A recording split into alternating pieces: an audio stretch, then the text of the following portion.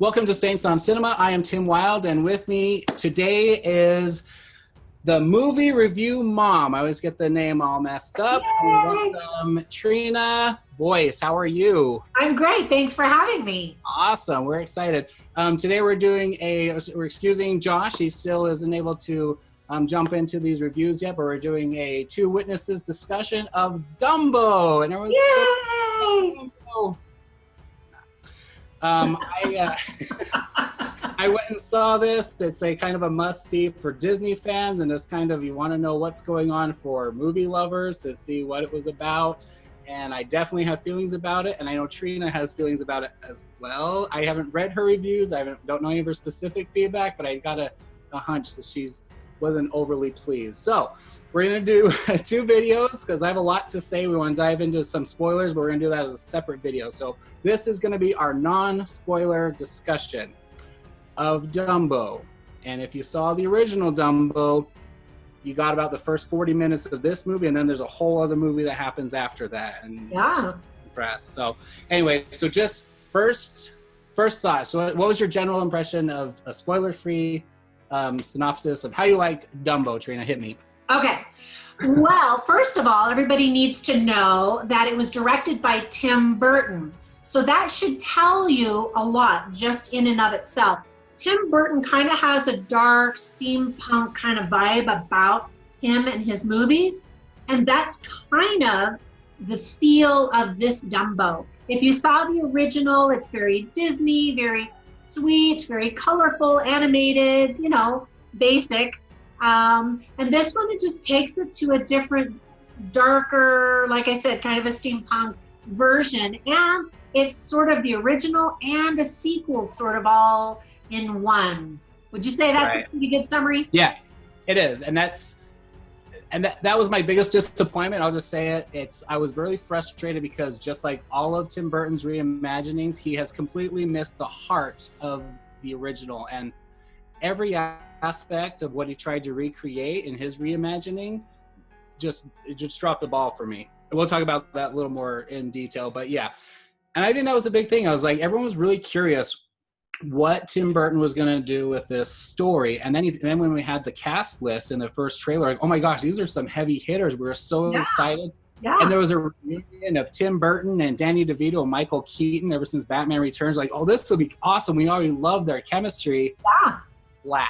All flat for me. And I love Tim Burton's work, but I like his original work much more than any of his recreations. Because like I said, and it's not that I have these expectations, I don't think. I don't feel like he really captures what's beautiful at the heart of these other stories. Yeah, and he's a great director, but he doesn't seem like a Disney director. At least when you think of Dumbo, you think it should be sweet and innocent. And Dumbo in this movie and in the original is just adorable and sweet. And thankfully, Dumbo is great in this movie. The CGI is great. Yeah. Blue eyes are just piercing and so great. But the rest of it, it just almost seems like a mismatch, and just there's some kind of bizarre choices, I thought. Yeah.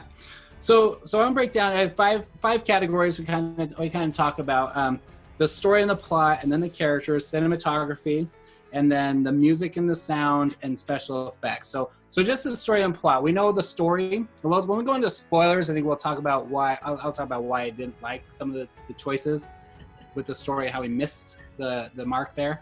But what did you think of the second half, without revealing too much about how he told a whole new story, where even the villain, the main villain, wasn't introduced until the story of Dumbo was complete? And then Dumbo wasn't even a main character in the second half of the movie Dumbo, and that was my biggest frustration. Yeah. It was just for the rest of it, and I was like, what is going on? So what did you think of that story? Because that story was all about these new characters that I didn't care about.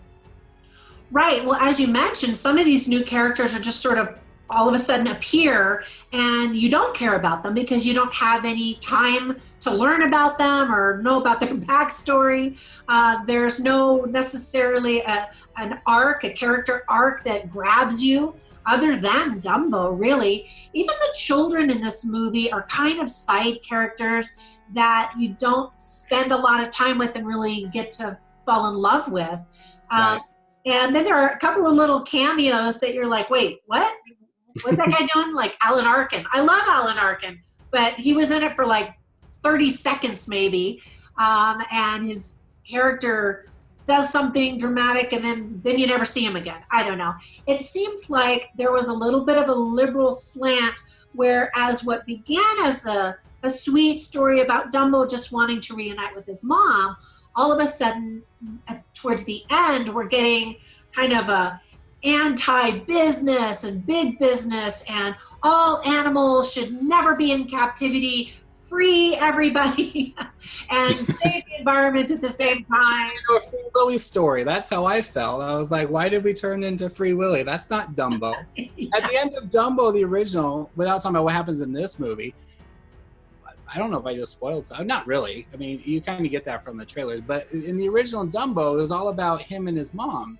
That was the story, and Dumbo, having embraced what made him different and an outcast, using that and finding those hidden abilities within him to overcome those trials that eventually won him a good place in the circus and that reunion with his mother. And that's what it was all about, and the friendship with Timothy the Mouse. And yeah, you take out Timothy the Mouse, you lost the heart of that chemistry, and you replace it with these two kids that were flat. Like you said, they were just any kids. The girl was okay, but she had the most of the dialogue, but a lot of the stuff between them and Dumbo was off camera. She'll just come up and start talking to Colin Farrell, her dad, and be like, oh, in the scene that we didn't see, we talked about this and Dumbo wants to do this. I'm like, how is she having a conversation that's both ways with Dumbo? I was like, are you establishing that Dumbo is that coherent? You know what I mean? It's like, it just didn't connect, and you didn't have that chemistry. Although she did okay, and she reminds me of Angelina Jolie, and I kept thinking that's Minnie Jolie as I was watching it. She looks just like her. Her name is Nico Parker, and the minute I saw her on the trailer, I thought, she's got to be related to Tandy Newton. Well, come to find out, she's her daughter, because she looks just like her mom. And what's kind of cool is that her mom was actually filming the Star Wars Solo movie at a film studio nearby, and this is Nico Parker's debut. I don't know if it was the writing or if it was really just her, but actually she and her mother have a little bit of a coldness to them, and I think that's sort of the flatness that you're referring to. Yeah. So it was okay. Actually, you mentioned something that I thought was really crucial, and that is, in the original, Dumbo is an outcast, right? And the movie really centers around that theme. And yet in this one, in this one, there are two missed opportunities. One is when Dumbo is born, Danny DeVito's character sees him and rejects him. And I thought, that's kind of odd, since circus is all about oddities and he's kind of this shrewd businessman. It just seemed out of character that he would have rejected him rather than say, hey, there's a money-making opportunity, and really ran with that. And then the other missed opportunity was when the children's father, Colin Farrell, comes back from war and he's missing an arm. And there's a freak show right there. Well, no, that's not the missed opportunity. I'm exploiting it, I know. But that he had a disability or something that made him different, as did Dumbo. And I felt like Tim Burton could have really progressed further with that comparison, or I don't know, maybe uniting them. They had something special in common, and the fact that he just missed his arm was not really integral to the story. Just an opportunity, I thought. Yeah, and it kind of, there was a little bit of that interaction with him and Danny DeVito, who's in charge of the circus, where he's like, Danny DeVito's trying to assign him a place just kind of out of loyalty, but they even said it was your wife, who's deceased now. Your wife is the one that was with the horses and was running everything. That was your part of the circus, was your wife, really. And now you're kind of baggage. And he just had this loyalty that he had an obligation to find something for him to do, and he couldn't find anything for him to do except for take care of the elephants, which was. But yeah, I agree with you. It would have been a good thing that would have bonded Dumbo and whatever his name was, Colin Farrell's character. That you, as you've seen him overcome something with his disability. Watching Dumbo also overcoming that would have given a purpose to having this character in the movie. Instead, without talking about it, he does something at the end of the movie with one arm that would have been hard, which was great. I thought it was, I don't know. It was, there were several people that could have gone and done that, and he just did it. I was like, well, okay, whatever. But I agree. They definitely didn't flesh that out if that was that, and that was a missed opportunity. I agree with you. So that kind of led us in the story. I mean, that's the thing. You're right. There's the first half of the movie, which I think dropped the ball on a lot of the good stuff about Dumbo. And then the second half of the movie was a whole new story, which this kind of a slight against corporations. I don't know if this was some kind of a statement against Disney specifically, which is funny because they hired him to do this movie.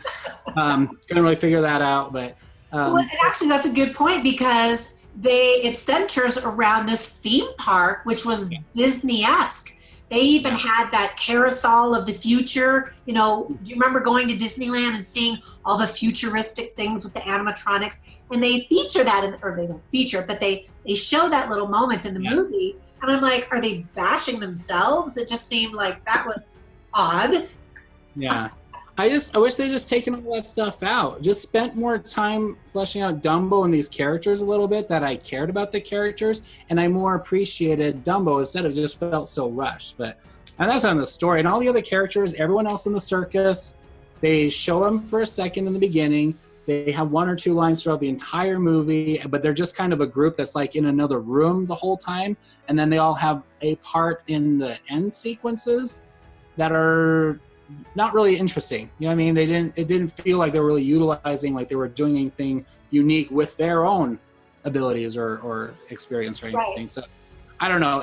All of the characters, even Danny DeVito, just felt like current Danny DeVito. Like in everything he does now, he just kind of seems. Yeah. He's lovable and he's good and he was great in the movie, but yeah. But he was, even though the last half, he was just shoved off to the side for us to focus on Michael Keaton. And Michael Keaton playing a villain, he's so much better than what I got out of this. And I think that was kind of what the character was. He was just a very flat, just a businessman. But I didn't get it. Like, why were we focusing this much time on him? I don't know. I wasn't engaged with any character. Dumbo was great, but Dumbo was not given attention in the right way to really help you fall in love with Dumbo like you did in the original. But right. I don't know. And special effects, talking about Dumbo, he looked amazing. He said the big blue eyes and everything. It was great. I gave it really good props for that. There's some action sequences at the end. The flying with Dumbo looked fantastic, and you see a teeny bit of it in the trailer. But once the second half happens and you start seeing him flying around in daylight or in better lit rooms and tents and stuff, it didn't look as good. I don't know. I think it was a lot better. Where Tim Burton thrives in darkness, Dumbo looked good in darkness, maybe because it was easier, but I don't know. What did you think of all the rest of the No, you're right. You're absolutely right. In fact, when the movie first started, the CGI was a little iffy for me, and I was like, oh no. If it's bad in the beginning, I was really worried. And then Dumbo comes to the screen, and thankfully he was great. But then again, as you mentioned, towards the end, it kind of faltered a little bit again. So it just wasn't consistent. But at least Dumbo looked great, and that was, I guess, what was most important. He's the most important, yeah. I just wish they let you care about him more. Yeah. So the sound design, I think the score was good. I really enjoyed the music throughout the movie. I mean, it didn't stand out, but a score's not supposed to necessarily do that. It's not like I could hum back the theme or anything like that, but it felt really good. It went with the tone of every scene. I didn't have a single part that felt out of it. I mean, it was a fun little adventure in a circus, and the music felt like you were in a circus, or you were, when they were, having, important melancholy conversations. Like, you felt the tone of the whole thing. I liked the score a lot. I felt like it was very sweeping, and it seemed to match the time period, and I really liked that. When I watch a movie like this, especially from Disney, I look for some big key musical moment, or something that when that song plays, you know what the movie is. And a lot of it was sort of nondescript, but when the movie ended, the one song that stuck in my mind was a sweet song called Baby Mine, sung by Sharon Rooney. Oh. And she didn't get to sing it for very long either, but it's very sweet.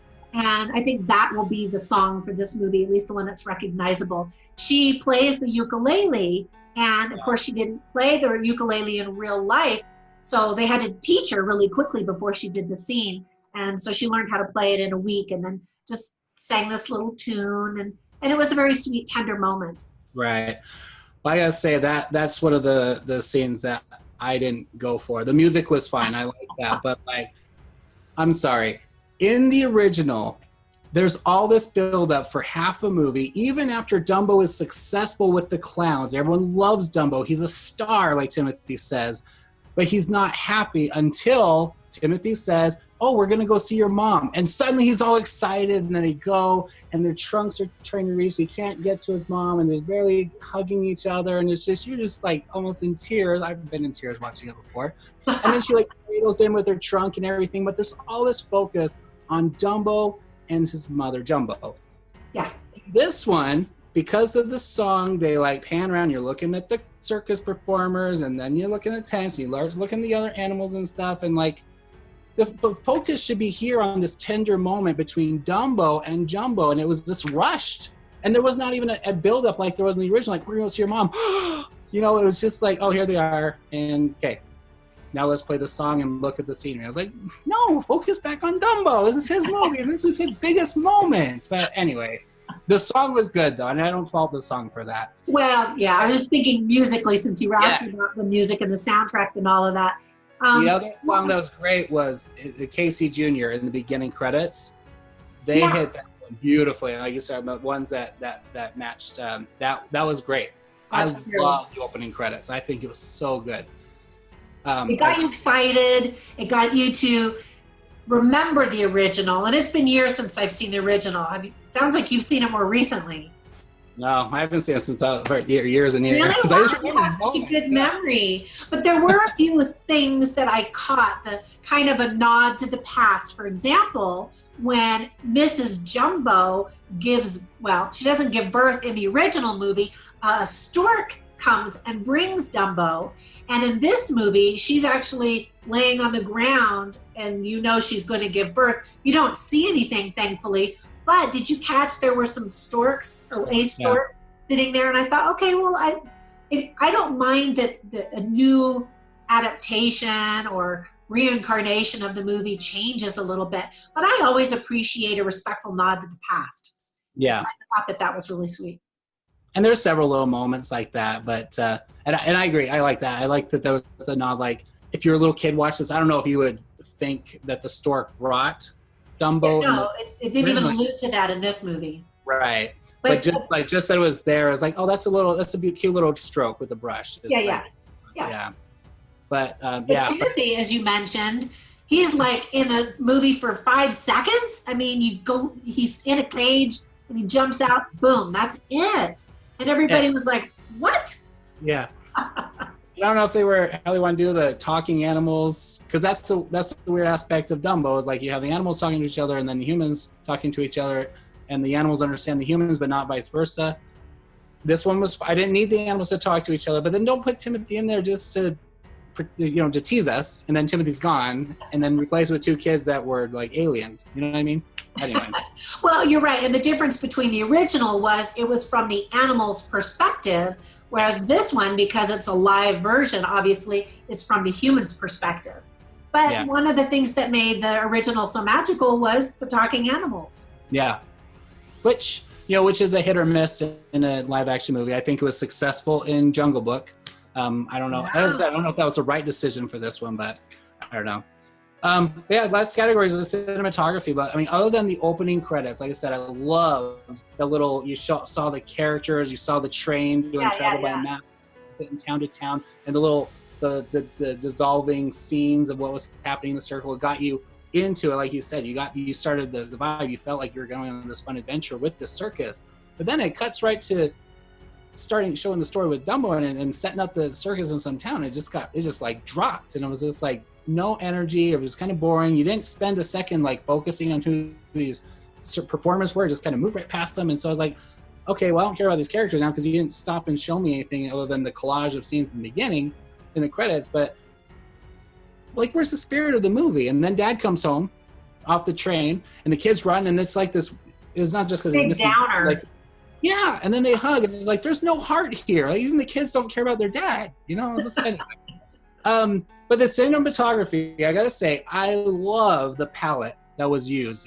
Tim Burton came in here. You have this beautiful circus-based movie, an animated movie, and then he comes in with these beautiful scenes with a lot of clouds, with a lot of oranges and purples and pinks, and it felt circusy. Beautiful. Yeah, it did. And it matched. I thought the time period they handled that really well. Yeah, costumes I didn't really like, but whatever. I think it was just sort of bland costumes, but that's Tim Burton. Yeah. But yeah, it was the beautiful, the camera angles, the way they did a lot of the flying stuff. Some of it was really weird later, really weird. Like kind of first person kind of weird stuff, but yeah, a lot of the outdoor stuff and some of the way they did a lot of long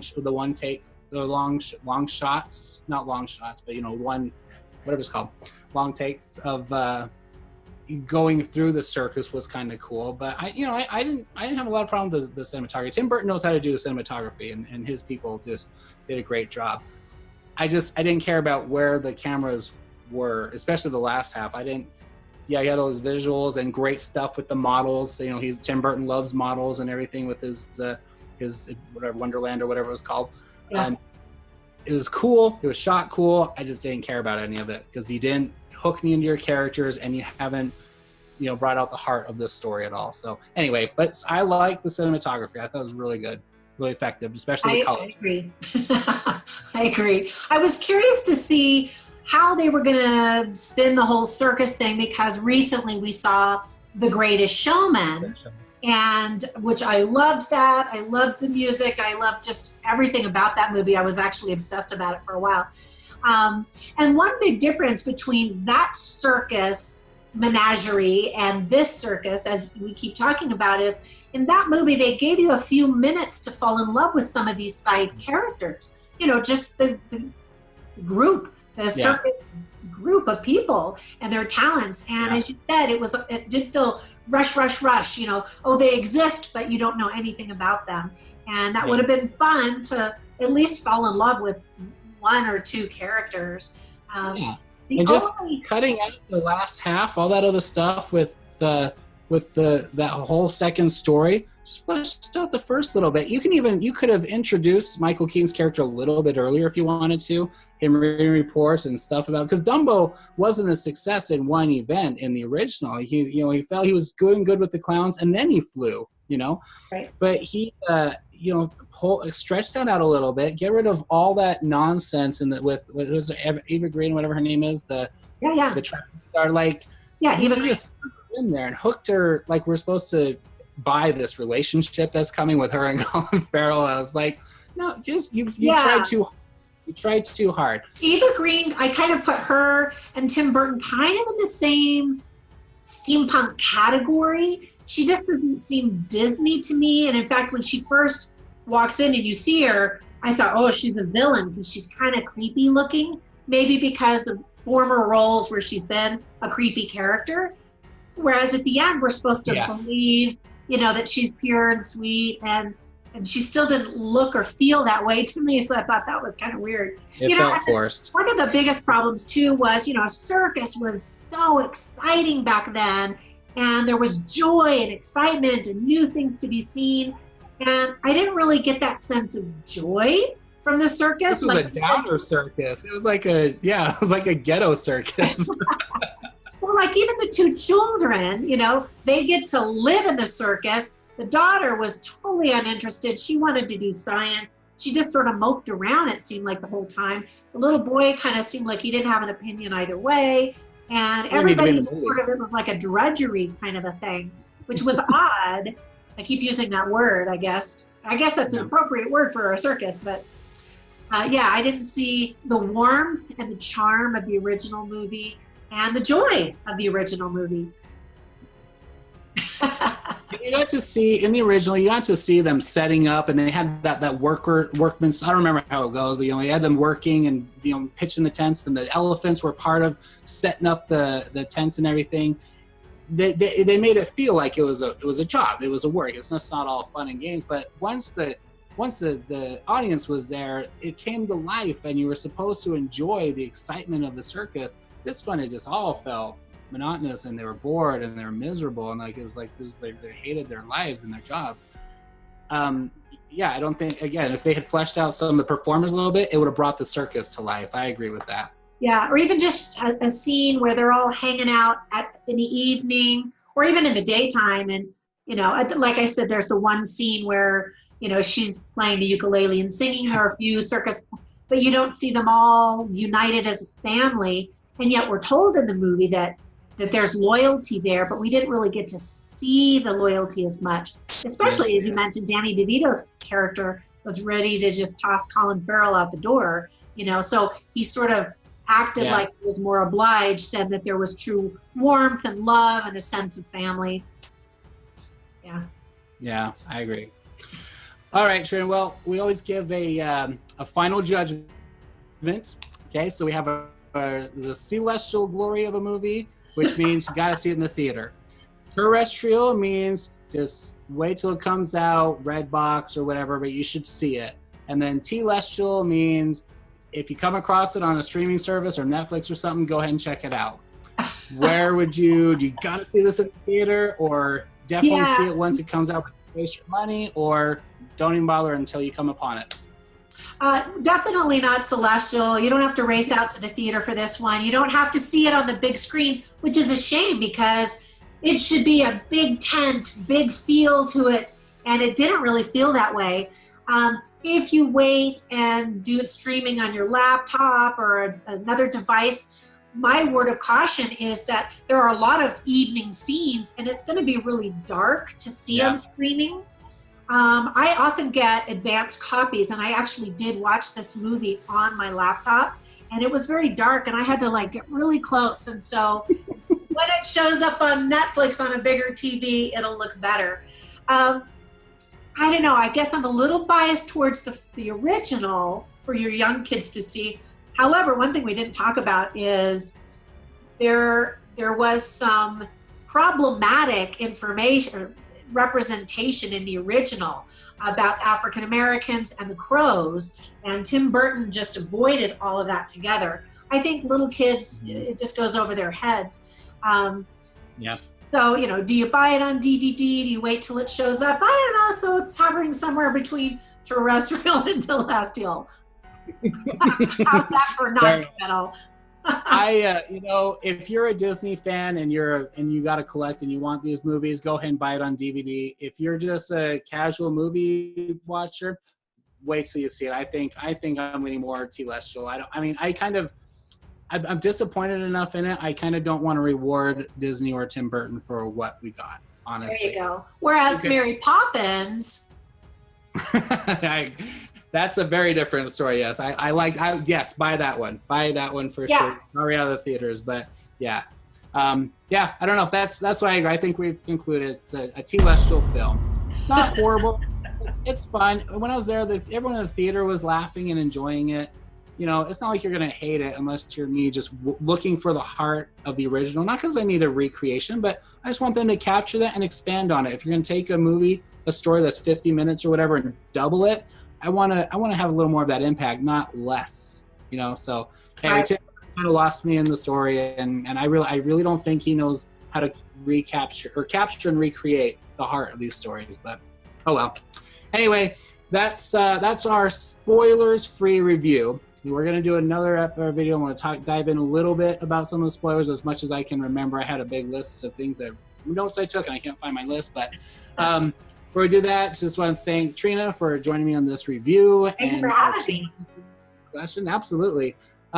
Subscribe. Yep. And so you can find her. What's your channel called? You can find me at Movie Review Mom on YouTube, and then I also write out my movie reviews at moviereviewmom.com. Really good. Yeah, subscribe. Subscribe for sure. We'll post these on both channels, but if you enjoyed this, if you saw the movie, then go ahead and join us for our spoilers discussion. If you haven't seen it and don't care about seeing it, then go ahead and enjoy our spoilers discussion to see why we're so hurt. But anyway, thanks for watching, and we'll catch you next time. Thanks again, Trina. We'll see you next time on Saints on Cinema. Thanks for inviting me. Bye.